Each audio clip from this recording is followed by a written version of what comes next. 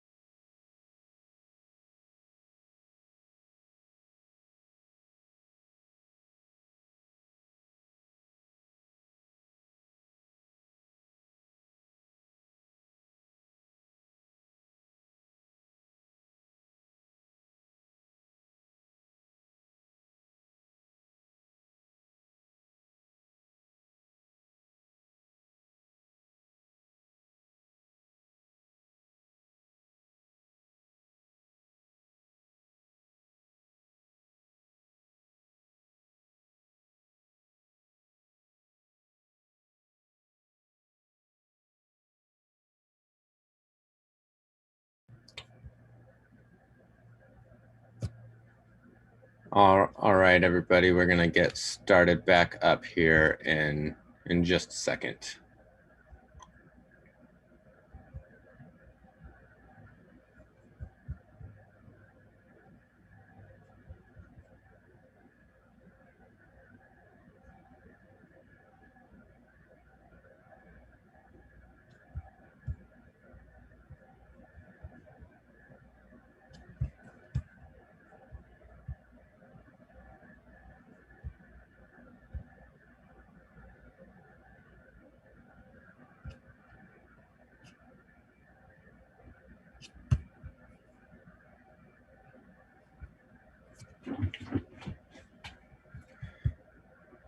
All right, so thank you everybody for joining us for this opportunity to honor and remember Marilyn for everything she did for us as a community and individually.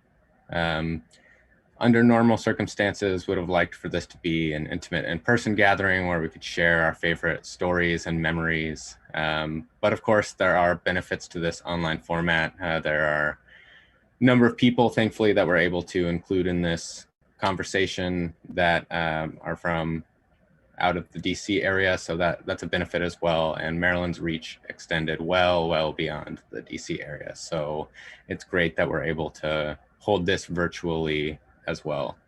So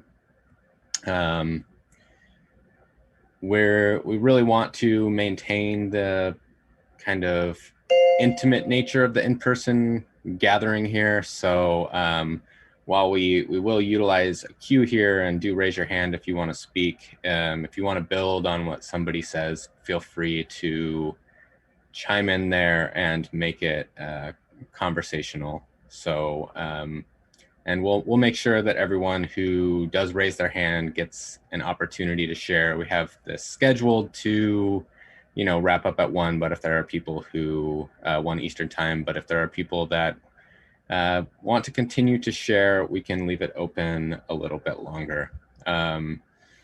So I know we all have many memories of Marilyn, too many to share during this time, but we look forward to everything that we're able to share today and you know, contribute to documenting the legacy of everything that Marilyn did, including all the intangible aspects of her contributions that can really only be captured in the stories and the memories. And they did hold a really nice event at the IGF a few weeks ago. You should check out that if you have a chance. And also there's an opportunity to share memories on the IGF website, which we can post the link to in a second. So, you know, what she meant to this community is just, it's very hard to describe, but she had a presence that was always felt and continues to be felt in a way that really makes us all better. And so before we get started here and open up the floor, we wanted to do something special to memorialize Marilyn's unparalleled contributions to the IGF-USA. Contribution to a particular group is so significant and it can never be replaced or replicated. And in the world of sports, these legends are often remembered with a retiring of their number so that it's never worn again by a member of that team. And so Marilyn, of course, did not have a jersey or a number, but she was a legend and had a unique role and title within the IGF-USA that can never be filled. And there will never be another person that can nor should bear the title Chief Catalyst of the IGF-USA. So we'd like to announce our plans to officially retire the Chief Catalyst title, which will forever remain synonymous with Marilyn Cade, with great gratitude for her tireless contributions to the community.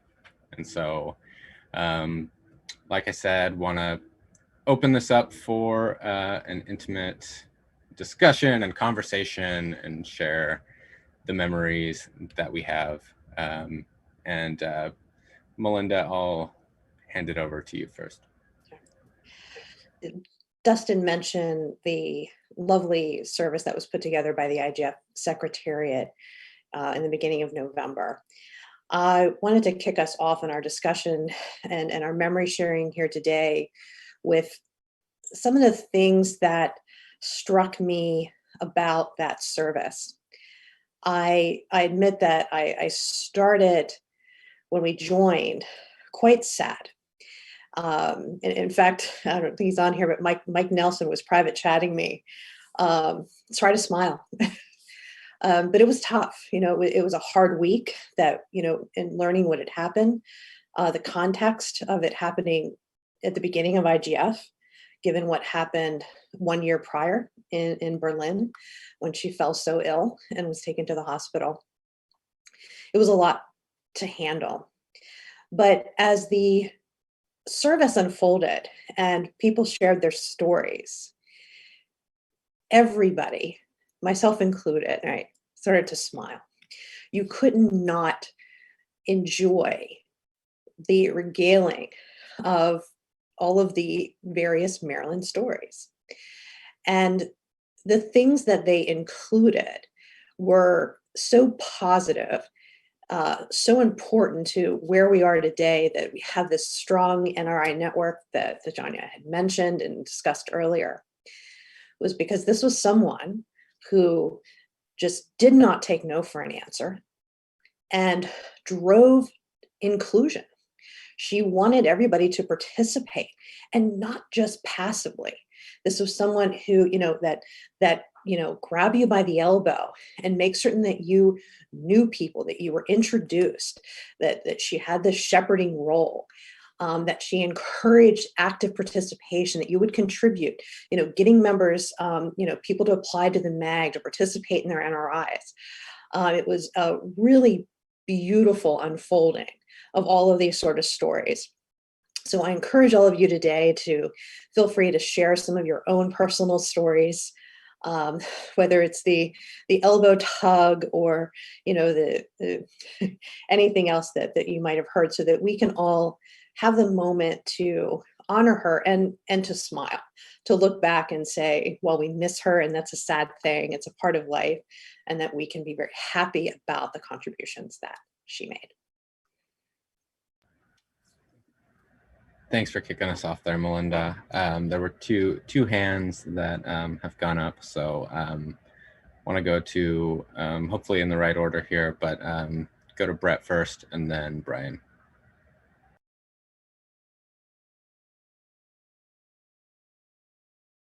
And Brett, you're on mute.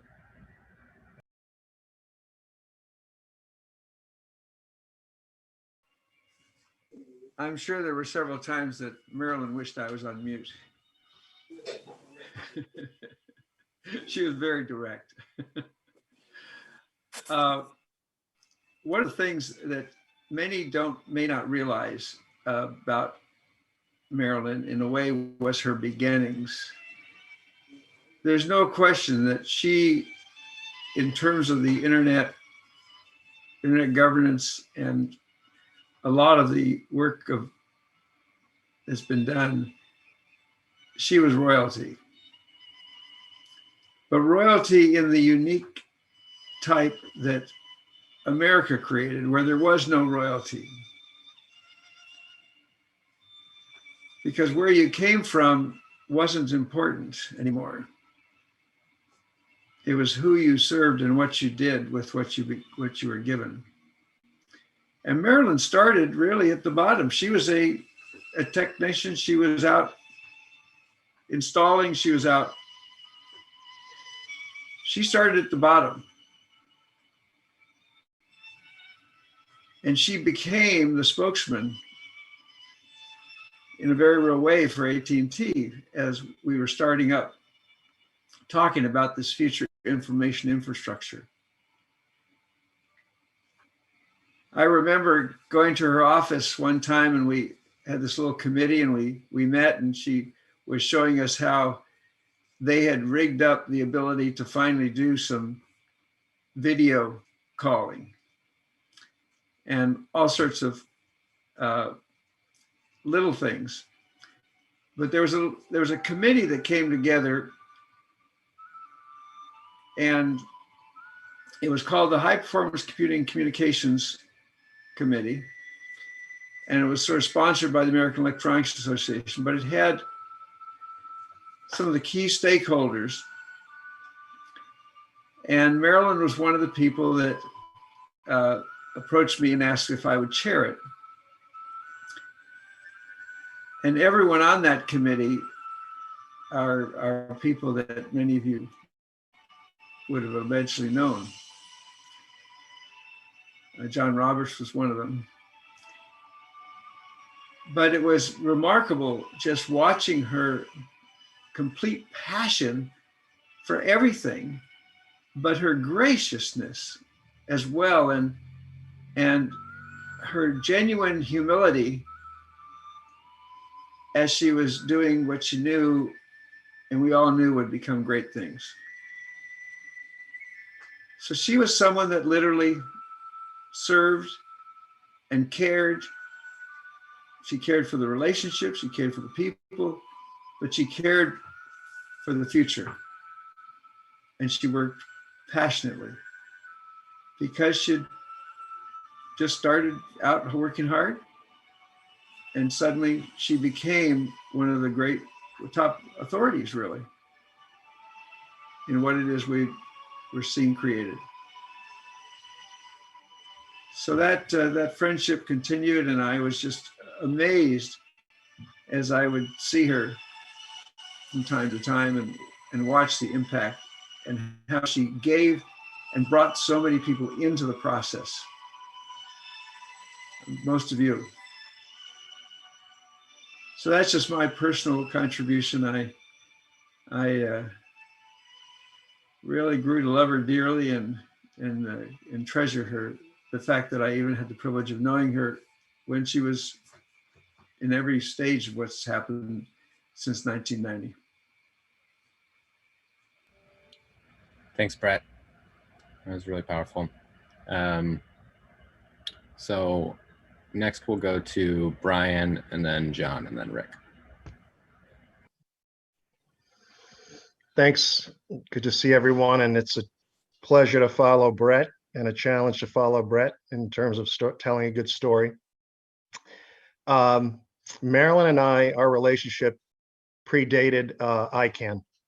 She worked at AT&T in the mid-90s, and I worked at Teleglobe, the Canadian international telecom carrier. And we first engaged and worked together, and we worked together on an issue of the amount of internet traffic that was transiting through the US versus other parts of the world in the early days of the internet. And that was important because international telecommunications carriers pay each other in settlements based on the amount of traffic they hand off to each other. So this was one of the early hot issues of contention on a global scale. And in this one, Marilyn and I happened to be on the same team. And we did some great work together, and that's where I got to know her. And that was really important because when we got into ICANN together and started working in that environment, we were often enough on different sides. And despite the fact that we were on different sides, we had established a relationship, a friendship, a camaraderie. And those of you who know Marilyn, that's so important because she was one of those people who really had the ability to disagree or agree to disagree civilly. And I really cherish the fact that I had that foundation of friendship with her that we continued to build on, but she's always had that ability, whether she's had a long-standing friendship with you or not. I recently was elected to the executive committee of the IGF Support Association, and noted, of course, that I was coming into that role as Marilyn was stepping off. And she had sent me a couple of texts and said, you know, Brian, we really need to chat and catch up. I'd like to give you my views on things. And I was very much looking forward to that conversation. It never happened. That exchange literally happened just a few days before she passed. And I remember sending a text back and not hearing from her and for a while and wondering, and then I got the news. And that is such a regret of mine that I didn't get the benefit of her thinking and her view on how we can take the IGF-USA forward. There's a lot to Marilyn. And in trying to, share with you all maybe one central thought, I had posted on Facebook a month or so ago just my own thoughts on how divided we are as a country with respect to politics, and offering some thoughts about how can we move past that, how can we come back together country. And in one of the comments underneath that post, Marilyn posted this: as we mourn the loss of civility and compassion, we can also model and teach it, including my speaking up and voting. But civility and compassion are taught, something we can all pass on.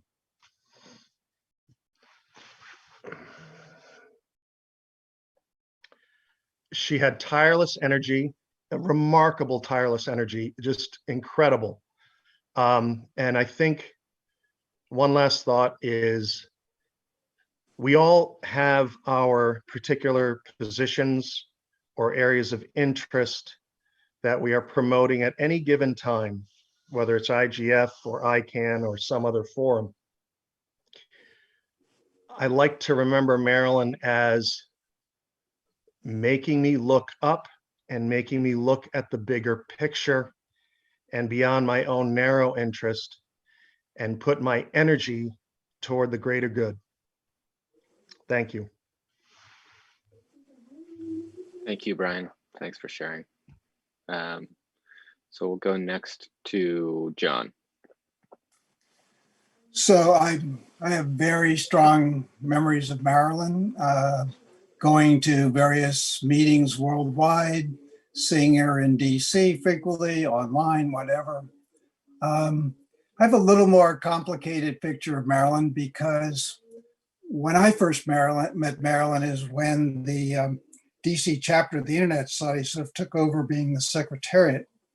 And I don't think Marilyn trusted that anyone was going to do what she wanted to do or could do with, and what she was so devoted to, and bringing people in and being open. And I actually was assigned to sit next to her to prevent her being quite as disruptive as she sometimes was during these initial meetings.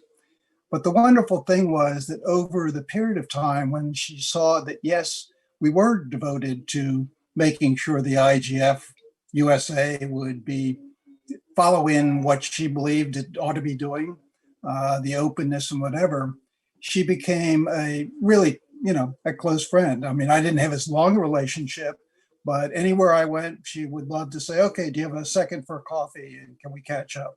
So I'm not going to say long, but I would say that sometimes she was pretty clear when she thought something was going wrong. And as I said, I worked with her to maybe not be quite so disruptive in the meetings anyway, but I love Marilyn. And the nice thing is one of the last times I really heard her, she gave a talk at the virtual the VSIG that was running, and she talked about what her interests were. And I think it'd be great to get that and share that around. So again, and I really appreciate the people who've known Marilyn longer and have seen her all over the world, and what they did at the IGF really in her memory was fabulous. So great. Thanks, John. We'll go to Rick next, and then Courtney after that. Hi, thanks for doing this. First of all, this is, Marilyn, I don't think we can do enough to thank Marilyn for her contributions to internet governance, ICANN, IGF, everything that we all spend hours doing the foundation was laid by Marilyn Cade. I first met Marilyn and Sarah Deutsch at the same time. I had just been hired as the first director of e-commerce and internet technology at the U.S. Chamber of Commerce in 1999.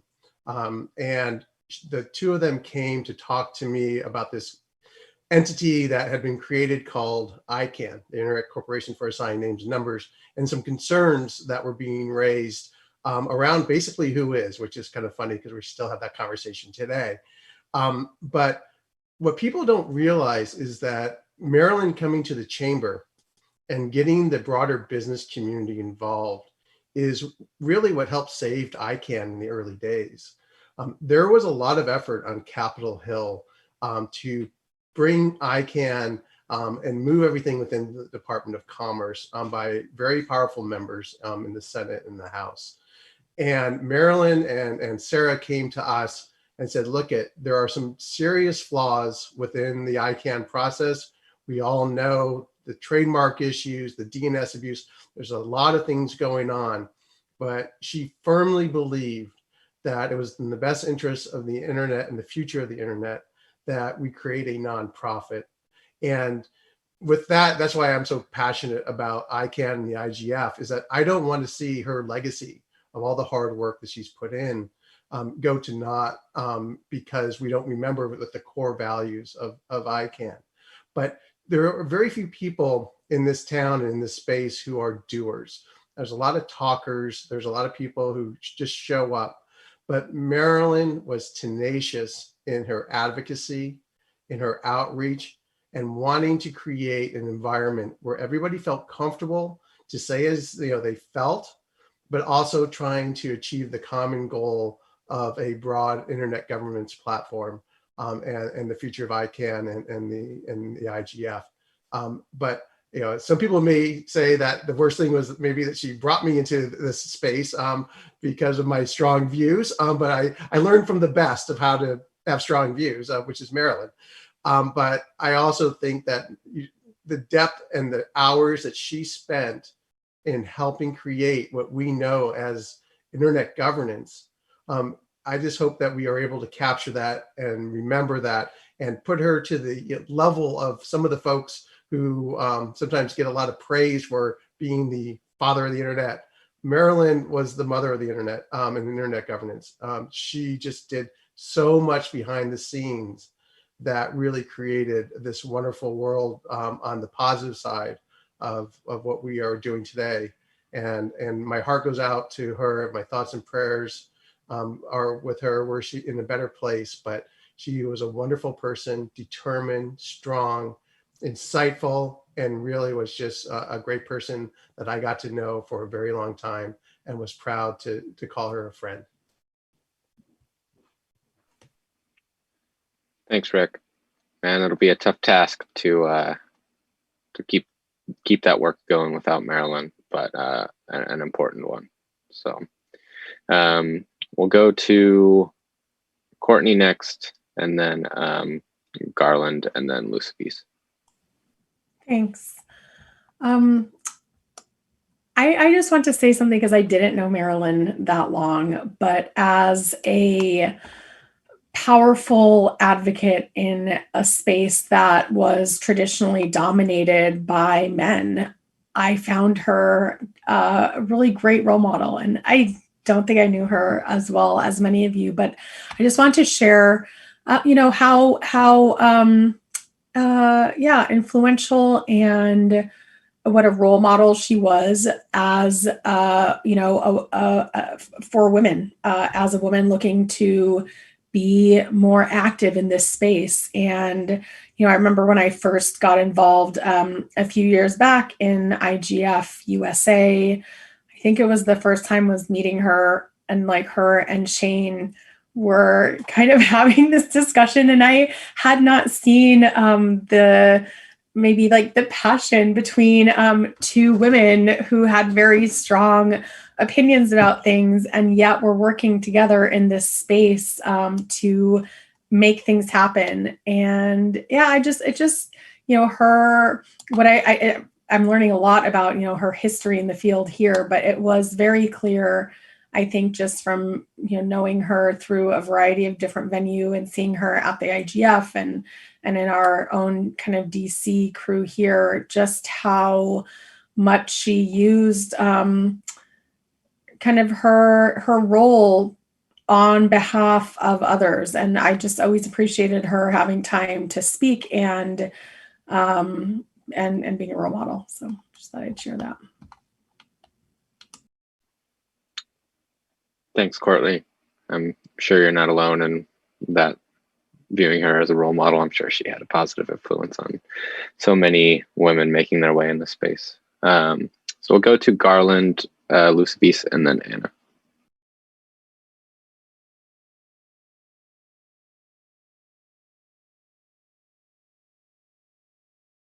Mute. There we go. Can everybody hear me? Can you hear me? Yeah, great. So a couple of things first on her passing. I was first and foremost in my relationship with Marilyn was as much a friendship for myself and also my family as anything. We're not that far away from where Marilyn lived, and she'd come over for dinner. I'd go over there. I've been a part of just being sociable, listening to her, just being with her, whether it's her place, coffee down there in Falls Church at the Seven Corners, Starbucks, or whatever, and benefiting the whole way. It's but to give you a little timeline here, I got a call from Joe Gattuso being concerned about Marilyn, if I'd heard from her recently, and I said I hadn't. I just figured she's very busy with the IGF. And anyway, I tried to reach her. Then I went over, and only to discover from her neighbor that she had passed that night. That morning in the hospital. They had come. The neighbors had called, having been concerned, and the first responders came and got access through a window and got her out. She was not conscious, but alive when they brought her out of the house. And as much as I really tried when I'd go over there to help her with the sprawling place she had, and I don't know if you all are aware of this, that there was a fire was started in the house, and she had to move out, and I was there helping her move to a place. Fortunately, she got something very, very close, just literally a couple blocks away there in the Lake Barcroft housing community there to rent, and then helped her, particularly when all the boxes of stuff came back that were all obviously taken out while they did the renovation after the fire. But she still had that. I was so concerned because going in well before Berlin and after the fire, she had that consistent cough.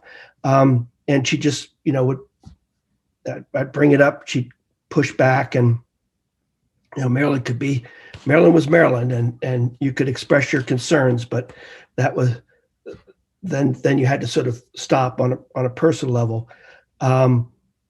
And I just really loved her. I loved her as a human being. I really did. I met her in 95. She introduced me to everybody. I was with a think tank at the time, the Progressive Freedom Foundation. Its chairman was Jay Keyworth. I'd worked with Keyworth when he was a National Science Advisor for Reagan. And she, we immediately sort of got in lockstep. She introduced me to just everybody that were players there at the early days of setting up the governance part of it, working with Ira Magaziner, Esterhuysen, some of the Jerry Berman, some of the early folks, and some of the really pivotal folks that allowed for the internet to particularly the commercial part when it went commercial, the network solutions. That was a ride and a half.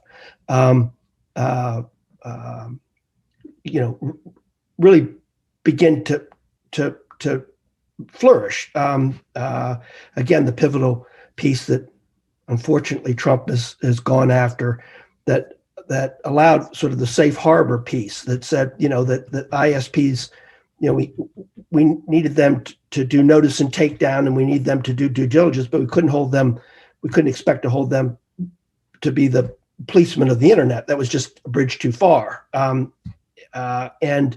so many important things she was a part of, so many introductions she made. And the great thing about her is we shared a common passion, as with Manu and many, many others, in trying, as we like to say, finish the job, bringing broadband to those who need it most, finishing the job of really trying to bring all the citizens of Earth onto this platform, and intending to both the reliability, the price points, the education that sometimes is an issue.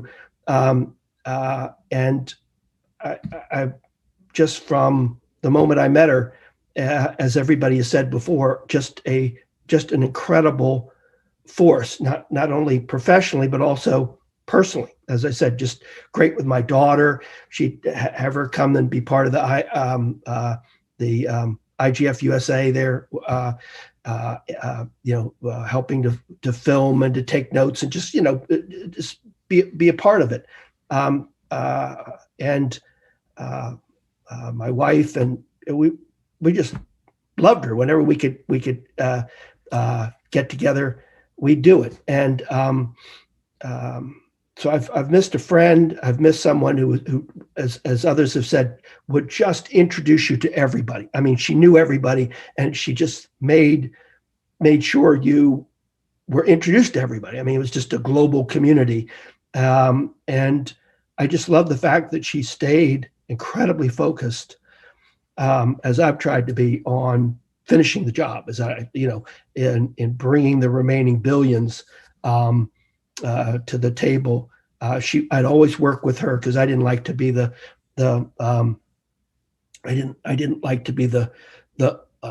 presenter, if you will, of the workshops that I pulled together. And I remember the one in Zurich that was Geneva, sorry, that was just I had Manu there. I think maybe the last one he did, I'm not sure. I had, of course, Vince Cerf. I had really a great party, and we were talking about that, not only the incredible importance of the internet, but also electricity, the payment systems, the fact that it's going to take multiple networks to complete the picture here, to bank the unbanked, to facilitate that part of it, to ensure, as I think everybody knows, the challenge of electricity that exists beyond the city centers in a lot of developing countries, and that being a very important component to providing access.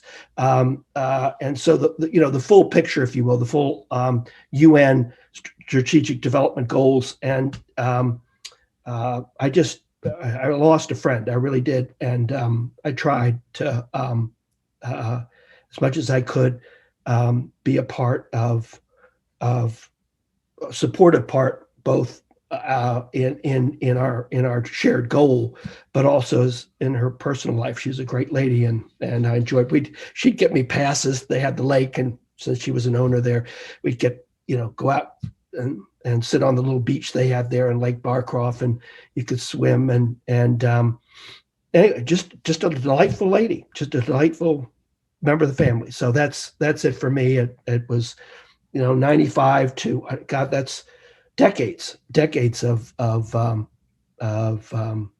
adventures. I could go on and on, obviously, but I'll leave it at that before I get too emotional at my age. But anyway, so thank you for letting me have. And I was great that this is so many people have been touched by her. That's clear. Thanks. Yeah, thank you, Garland, and thank you for everything that you did for Marilyn as well. Wow, it was a great honor to do it. It wasn't like a job, right? It was just sort of, she was just a great lady, great place to hang with, really was. So sorry. So anyway, I'll get off now. Thanks, Garland. So Lucivies and then Anna. Thank you so much, Dustin, and thank you, Garland, for sharing that. I didn't know Marilyn as long as you did, but it's a great loss when you've been friends for so long.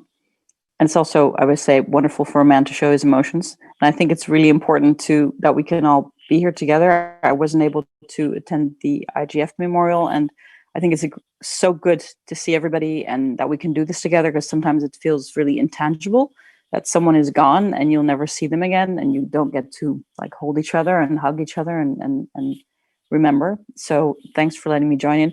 I have one small advantage over all of you, which is that in Holland it's 6 p.m. So I got the wine out so we can toast to Marilyn's memory. I have just two things I wanted to say. One is that multi-stakeholder communities, societies, no organization can function without people like Marilyn, because you need someone who has the courage to walk up to the microphone at every single meeting and say, I am Marilyn Cade, and then to talk truth to power. And that's the only way to hold people to account, to hold organizations to account. And I can tell you, as a former member of the ICANN board, there was this but what's Marilyn going to say? What's Marilyn going to do? So it is an essential part of any democracy, of our system of accountability, that people like Marilyn are there. And so I think that's an amazing contribution that she made at ICANN and at IGF. And the other one, and I really wanted to echo what Courtney said, you know, as a female role model, not just, you know, being who she is and inspiring others and being so inclusive and welcoming. I was new to the internet space when I joined the ICANN board, so it's great. All the people who take you under their wing, and Marilyn, of course, is like, you know, a godmother to us all. But what I found especially amazing is the individual empowerment of women and encouraging them. And Marilyn Albright has always been a very strong one about, you know, women supporting other women. So I want to kind of paraphrase something that Marilyn Albright said, because she did the negative one. I think we do the positive one, which is that there's a very special place in heaven for women who help other women. So I know that Marilyn has a very special place in heaven, and I'll raise my glass to that. Thank you for organizing this. Thank you, Lucifer. And I'll toast with my water. So we'll go ahead and hand it over to Anna now. And then anybody else who would like him into the queue can raise your hand as well. Yeah, I want to echo what's been said about Marilyn and her support of women. I think that I came to ICANN as a really young woman, and to a space that you didn't think that there were many women who were, you know, there. And Marilyn was a force, and having pivoted into looking at the history of women and sort of shaping the internet that we have and know today, it actually was her example that really has pushed my work to rethink how we do history, because Marilyn was a champion of her story. And I think that that is something that you have to witness, and you can't be taught. You have to witness people being their own champion. And that was one of the most profound examples of it. And it continues to be a thread in the work that I do, and in the way that I teach young women about including voices in history, that you don't need to be, right? You yourself, that you can be your own champion of your history, and that you don't need to have other people write it for you. I think that is really, really important, especially as we move forward in hoping, you know, to diversify further this space. So yeah, I want to echo what's been said about the power of Marilyn as an example, and I hope that that her example, because she wasn't afraid to step up to the mic, right? Because there are those recordings, and that's so powerful, that her example can live on, and that's actually so wonderful. So, you know, I'm thankful that she had the confidence, the continued confidence to keep getting up in the face of, you know, pushback of, you know, people who wanted to maybe silence her or marginalize her work, and that she kept getting up, and that I'm thankful that that's recorded, because these are things that we can pass on, that we can teach, you know, our children, our students. And so, you know, wherever you are, Marilyn, thank you for, you know, making that legacy possible. Thanks, Anna.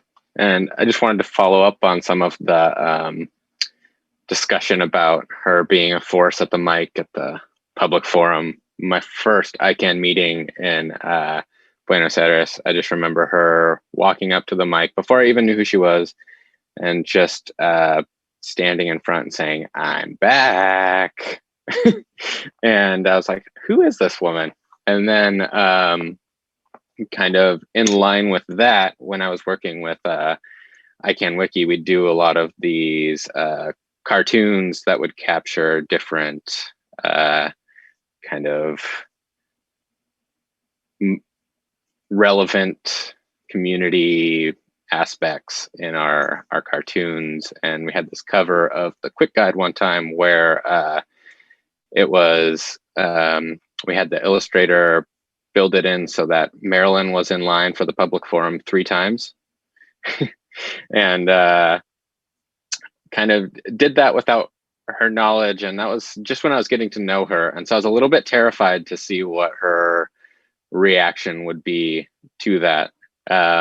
And she approached the booth and you know, said, "Oh, so I heard you included me on the quick guide cover," and then gave that pause that she would do for dramatic effect before saying, "I love it." And then she proceeded to give me a lot of input on how it can be improved and ideas for the next one. And that trend would continue, whether it was related to ICANN or IGF-USA or anything else that either of us was involved in. And her input, you know, was even if not always solicited, was always something that pushed it, challenged it, and made the work better.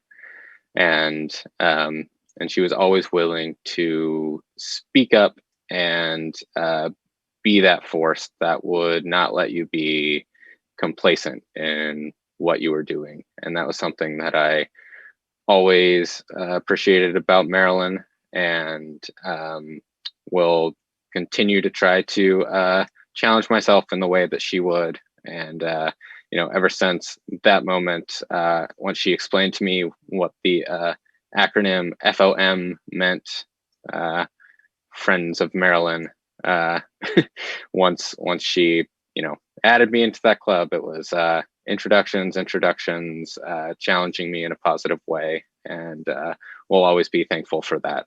So I'm happy to continue this conversation. If there's anybody else that would like to jump in, feel free to raise your hand or just jump in. But if not, thank you all for joining and being a part of this opportunity to memorialize Marilyn. And hi, Dustin. Sorry, I was on another call, so I couldn't, which ended early, so I couldn't get in my represent my remembrance of Marilyn. But Marilyn is indeed a very big force for everyone. And I'm, like you said, she took you by the side, she introduced you, she figured out, how do you want to get involved? What can I get you engaged in? What can we work with you? How do we get more people working? She not only did the, for the IGF, but she was also trying to get us involved in other different areas. And always willing to also help out on anything, like, oh, do you need a ride home? Do you need a ride to this place? Do you need a ride, you know? So the Friends of Marilyn was not only just, you know, work issues. It's like, how can I get you engaged? How can I help you out? And so she never let us know that she needed help herself. And to that, it's sort of like, sorry about that, because I think she would have had a lot of people who would have jumped in to help her. But she definitely will be missed, and I know she made such an impact, and she's one of the reasons that the IGF-USA has been around for so long. It's because it was her. She funded the earlier ones herself. Dustin, hey, it's Steve Del Bianco. I would just like to add that FOM at times, in my experience, would stand for Foes of Marilyn, not just Friends of Marilyn. And I worked with her over 30 years, almost always in a position where she was the chair of the BC and I was working to keep her happy. And there were times that I was a foe of Marilyn, but for any of you who crossed Marilyn, as I often did, things got very difficult and very delicate until you came around to see her wisdom, her desired approach, until you came around and paid her the due respect that she deserved for the position that she took. And when that happened, you have to acknowledge that her edge and her intensity were always deployed in service of what she had in her mind as her vision for how things were going to work out, both for that institution and for the transaction, whatever it was, a motion, a resolution, or a vote. And so it seemed as if it was about Marilyn, but it was about Marilyn because she had in mind how she wanted things to work out. And I really grew over 30 years to respect that her sentiments were headed in the right direction, even if it was a challenge to be able to work as an effective teammate. So her legacy on internet governance is important, and you probably have already covered that. But for me personally, her legacy is that I'll never forget the imprint that she made on me about being passionate and persistent about details that you think are important and visions that you want to try to see realized. So Marilyn, hats off to you. I toast you, and I hope that I can live up to your legacy. And you can see the impact that it's had on both Steve and myself if you've ever seen us engage with each other, and that passion. And it really is from that core of Marilyn and the belief and trying to get things in the right place. And it was never personal. It was always more the vision. And that's the thing that's when someone was talking about elections and what's going on now in society, it was always about policy and it was never personal. And you can be passionate and still be friends. And so you can be a foe of Marilyn and a friend of Marilyn at the same time. And I think that is what was powerful. And those of us who were, again, doing this for a very long time, we agreed to disagree on a lot of different issues, and we agreed to agree on a lot of other issues. But it was never personal. And with Marilyn, that was key. It was passion about policy, but not passion trying to get after somebody's personal views. And I think that's what we can take away from her legacy, especially as with the IGF and others grow even bigger and bigger. We just have to be respectful of one another, even though we can still be passionate.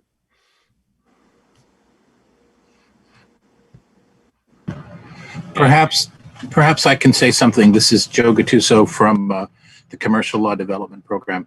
I've been quiet at these memorials, but I think maybe I should say something as long as my connectivity holds. Marilyn really made possible all of my work involving the Internet Governance Forums, which included bringing in countries such as Iraq and Afghanistan and many others more recently. I knew Marilyn when she worked for AT&T. I had a different job at the Commerce Department, and she came in on behalf of AT&T.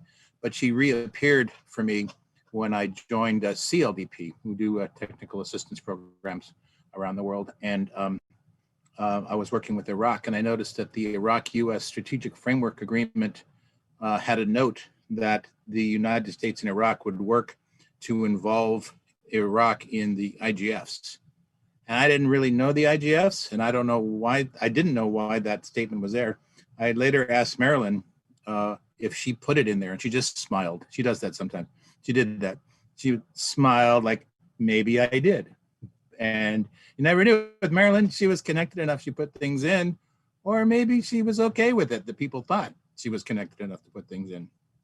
But that began my involvement with the IGF, and it was a background thing because I come from a telecom background. When I say background, is Marilyn worked behind the scenes, but I worked behind the scenes.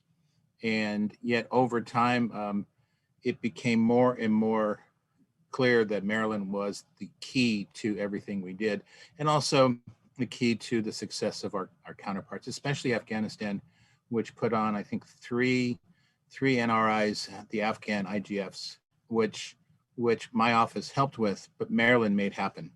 And she had a way of bringing people together and also making sure people did the right thing in the right way. And it was very important for me in Afghanistan because the United States is in a situation where, if I could go to Afghanistan, I couldn't leave our embassy. Marilyn said, I'm going to Afghanistan. I'm just going, and I'm going to help them out. And because we financially supported that effort, I knew that this would not be wasting taxpayer dollars, that this was not going to be, we trusted our colleagues too, that's another factor, our colleagues in Afghanistan, but I knew Marilyn would not let this be a failure. And so I'm so appreciative that I got to know Marilyn.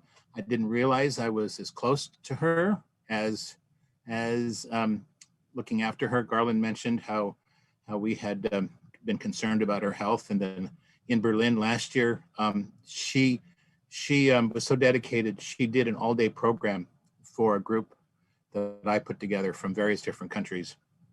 And after she was done, then went to the medical people on site in Berlin and said, I'm not feeling so well. And they said, you should be in a hospital. And we went to the hospital together. But I think Marilyn was so dedicated to what she did. She put that above everything, including her health. And we're all better for it. But we're not going to be in the same position with her gone. So thanks for letting me speak. Thanks, Joe. Thanks for sharing. Anja, I wanted to go to you next. I saw your hand go up earlier. Thank you so much, Dustin, and thank you to many friends and colleagues of Marilyn for such wonderful words. I think this is the first time that I'm able actually to speak about Marilyn. Previously, just because of this disbelief and shock, and I don't even know how to call it. It was just difficult to not to accept, but really to bring to the reality that this could happen, and that it happened to a person that never slept. She was always in a good mood. You know, her day was always 24 hours, and that energy that I've never seen in my life before, and I'm sure I'm never going to see in as long as I live. I mean, my beginnings with knowing Marilyn seems we all have a pattern. I've noticed that when the IGF organized this memorial, is that once you step into the internet governance ecosystem on an international level, the very first person you meet is actually Marilyn. And I think we have all in common that, many of us. I mean, that's what happened with me. But why this is so difficult for me still to accept is that over the years, actually very immediately after I met her, I mean, me and Marilyn became so close, and she was a true friend. And I do have a lot of friends. I'm very fortunate in my life. But I don't know still whether I had such special friend as I had in Marilyn. And our long conversations over Skype, which were happening every actually late night for me, were so fortunate for me. And where, you know, instead of some people go to yoga and those things, I had my calls with Marilyn. Regardless how the day could be difficult, she had that particular humor that just relaxes you. And now with her gone, I mean, at the very beginnings, you know how you feel some emptiness, and you feel a bit maybe angry that this thing happened, and that, you know, because those calls will never come to me again, you just can't accept. But with the time going, the only thing that I'm pretty sure is that everything has left with me from Marilyn but emptiness. It's just incredible how many memories, which are so different that the memories you have with all the people, from our time spent in Afghanistan, spending, you know, sleepless nights and working on projects, to the IGF, to building the NRIs network. Somebody, actually some of you mentioned the key word, and that's the first word that she taught me. I came at the IGF as relatively young, and that means, you know, I didn't really have a lot of patience or understanding for the politics that were inside. And when we started building the NRIs network, I was tasked to look at all the NRIs and ensure that they all respect the principles and so on. And of course, when you look a bit in depth and you see things are not that ideal. So I said, well, Marilyn, I think we just have to remove some NRIs from the list. They can't be recognized until this thing is fixed. Then she said, yes, you are right. But you know, Anja, we are with a vision. And I think she was completely right. You know, with time that showed to be the case. She really believed in a better future for all, and that the internet plays a central role for all. And when, you know how they say that friends are the family we choose, I think she had that chosen family, which was so broad, starting from Garland, that she was always mentioning to me on those long calls, and that actually, unfortunately, told us this, the latest news about Marilyn, to Joe that technically saved Marilyn's life in Berlin, and to so many of the colleagues from the IGF-USA. From a woman that was carrying a printer in her bag every time she would come at the international conference, to the quickest typer I've ever seen in my life. She would be, you know, speaking fluently and so meaningfully on complex topics, completely ad hoc. And privately, probably some of you were close to her. So I had really that, I was so fortunate to be privately close to her. You know that her life was challenging, and I hope she had some diary or something that somebody could do a movie. It's definitely going to win, best drama award or something like that. And it's just incredible how she was approaching those life difficulties and challenges with such specific humor, and she was overcoming it. Probably something that many people will just not have strength to overcome. So she was so different, so special, so much in my heart, and she definitely shaped me. Somebody mentioned that she had that special relationship with young women. So definitely she had that influence on me, and I'll be always grateful to her, and there's no way I can forget about her. That's her legacy, actually. Thank you so much, Dustin, for organizing. Justin, it's Garland. Real quick, if just to relay off on something, I am, because it really is on my mind. It has been since Marilyn's passing. But real quick, I teach a course up at Syracuse University. I live in the Washington D.C. area, in Arlington, Virginia. As I said, not far from Maryland, and I. One of the things I do for my course up there, it's information policy and decision making, is have a lot of guest speakers come in. I had like Lee Rainey come in and speak, and he flew up for that. But also anyway, I approached Marilyn. I said, Marilyn, I really want you to be a distinguished speaker at my class, at my course, and most of the people, with a few exceptions like Lee, who I'd known forever, they do it remotely, right? And I was talking to her. She says, no, I know you drive up there in your big red truck. I want to go with you. And I said, so we did a traditional. She drove up with me. We overnighted with friends in my wife's from Binghamton, New York, which is just about an hour and 10 minutes or so outside of Syracuse, but it's a nice place to drop off. Went in there. The woman that is good friends with my wife and everything was opened her house to us. We had a great meal. Those two got along famously. My wife's friend and Marilyn, they were just to the wee hours talking back and forth. Then we went up. She did the course. She got my class totally engaged in a project for the IGF. We came back, and I've continued to this day to say that 2 day.